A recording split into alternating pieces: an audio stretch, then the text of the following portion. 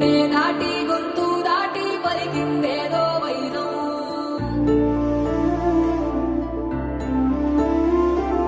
మూడు వారిన మనసులోనే పలికిందేదో ప్రాణం. కన్నుల్లోనే గంగై పొంగిన ఆనందం, కాలంతో పరిహాసం చేసిన స్నేహం.